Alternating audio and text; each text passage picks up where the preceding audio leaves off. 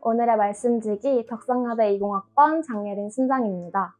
여러분은 끝이 보이지 않을 것 같은 어려운 상황이 지속될 때 어떻게 대처하시나요?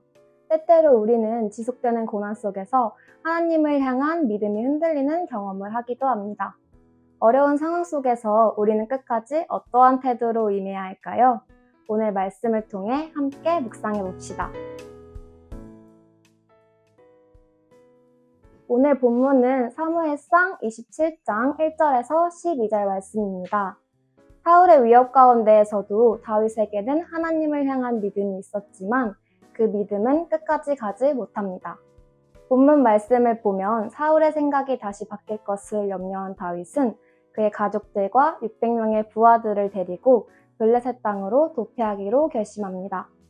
블레셋 땅으로 도피한 다윗은 가드의 왕 아기스에게 찾아갔고 왕에게 요청하여 시글락 땅에서 1년 4개월 동안을 살게 됩니다. 그리고 그 땅에서 거주하는 동안 부하들과 함께 그슬과 기르스, 아말렉 백성들을 공격합니다. 물론 아기스 왕에게는 이들에게서 빼앗은 가축들과 의복들을 유다 남쪽 지역에서 탈취했다며 거짓 고백을 하고요. 다윗이 침략한 지역은 과거 하나님께서 이스라엘에게 진멸하라 명하신 곳입니다. 우리의 시선에서만 바라본다면 다윗의 이러한 결정은 합리적인 판단이라고 할 수 있을 것입니다.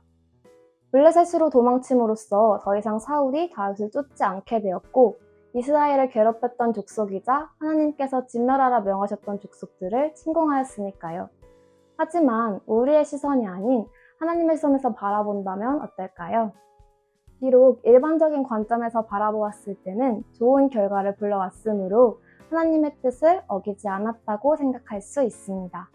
그런데 다윗이 침략한 지역의 사람들을 한 명도 살려두지 않고 모두 죽인 이유는 아기스 왕에게 자신이 한 거짓말이 들키지 않게 하기 위함이었습니다. 결국 다윗이 내린 결정은 하나님께서 사울로부터 자신을 지켜주실 거란 믿음이 부족했기 때문에 일어난 것이었지요. 혹시 일상을 살아가며 때로는 결과만을 바라본 나머지 하나님의 뜻을 오해했던 경험이 있으신가요? 저는 오늘 말씀을 묵상하며 하나님의 뜻에 어긋나는 길을 걷고 있음에도 불구하고 당장 눈앞에 좋은 결과만을 놓고 판단하지는 않았는지, 또 하나님께서 기뻐하시는 일을 착각하고 있지는 않았는지 스스로를 되돌아보는 시간을 가졌습니다. 또한 고난이 오랫동안 지속될지라도 그 과정이 우리를 향한 하나님의 큰 그림이라는 걸 깨달을 수 있었습니다. 저도 지속되는 힘들고 어려운 상황 속에 점차 하나님을 향한 믿음을 잃어갔던 경험이 있습니다. 비록 사울의 위협 속에 하루하루를 보냈던 다윗이지만 하나님께서는 고난의 끝에 다윗을 향해 이스라엘의 왕의 자리라는 놀라운 계획을 예비하고 계셨습니다.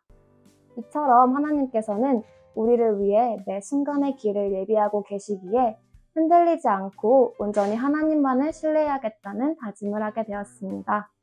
힘든 상황 속에서도 끝까지 하나님께서 우리를 도우실 것을 믿으며 기도로 하나님께 뜻을 구하는 저와 여러분이 되기를 소망합니다.